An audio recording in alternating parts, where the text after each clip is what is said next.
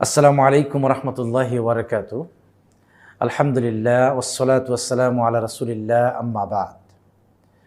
সম্মানিত দিনী ভাই ও বোনেরা, সবাইকে ইউনাইট টিভির পক্ষ থেকে আন্তরিক শুভেচ্ছা ও মোবারকবাদ। আজকে আমরা আলোচনা করব সুন্নত সালাত সম্পর্কে। সুন্নত সালাত গুরুত্বপূর্ণ একটা বিষয়। রাসূলুল্লাহ সাল্লাল্লাহু আলাইহি সাল্লাম বলেছেন, সালাতুল লাইলি ওয়ান নাহারি ইসনাতা আশারা রাকা। কেউ যদি দিনে এবং রাতে 12 রাকাত সুন্নত সালাত আদায় করতে পারে, বুনিয়ালাহু বাইতে ফিল জান্নাহ, আল্লাহ তাআলা তার জন্য জান্নাতে একটি গড় নির্মাণ করবেন। আর 12 রাকাতাইনি কাবলাল জুহর, জুহরের পূর্বে হচ্ছে গিয়ে 4 রাকাত, ওয়া রাকাতাইনি বাদাহা, জোহরের পরে হচ্ছে গিয়ে 2 রাকাত, ওয়া রাকাতাইনি বাদাল মাগরিব, মাগরিবের পরে হচ্ছে গিয়ে 2 রাকাত, ওয়া রাকাতাইনি বাদাল এশা, এশার পরে হচ্ছে গিয়ে 2 রাকাত, ওয়া রাকাতাইনি কাবলা সলাতি ওয়াল ফজর, ফজরের পূর্বে হচ্ছে গিয়ে 2 রাকাত যদি কেউ আদায় করতে পারে, বুনিয়ালাহু বাইতে ফিল জান্নাহ, আল্লাহ তাআলা তার জন্য জান্নাতে একটি গড় নির্মাণ করবেন।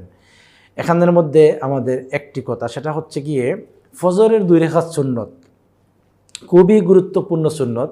মা আয়েশা রাদিয়াল্লাহু তাআলা আনহা থেকে বর্ণিত, আল্লাহ রাসূল বলছেন, সালাতুল ফজর, রাসূল সাল্লাল্লাহু আলাইহি ওয়াসাল্লাম বলছেন, রাকাতুল ফজরি খায়রু মিনাদ দুনিয়া ওয়া মা ফিহা। দুনিয়ার মধ্যে যা কিছু আছে চাতে সব কিছুর চেয়ে উত্তম হচ্ছে গিয়ে ফজরের 2 রাকাত সুন্নত। ফজরের 2 রাকাত সুন্নতের গুরুত্ব দিতে গিয়ে আমাদের দেশের মানুষ ফজরের ফরজ সালাত ছেড়ে দেয়, অর্থাৎ জামাত চলাকালীন অবস্থায় সুন্নতে খাড়া হয়, সুন্নত সালাত আদায় করে। জামাত শেষ হয়ে যাচ্ছে, তার ধারণা হচ্ছে কি সুন্নত তো আগে পড়তেই হবে।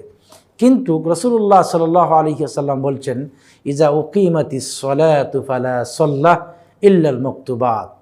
ফরজ সালাত শুরু হয়ে গেলে কিংবা অন্য কোনো সালাত শুরু হয়ে গেলে আপনি ফরজ সালাতেই অংশগ্রহণ করতে হবে, আর কোনো সুন্নত সালাত পড়া যাবে না।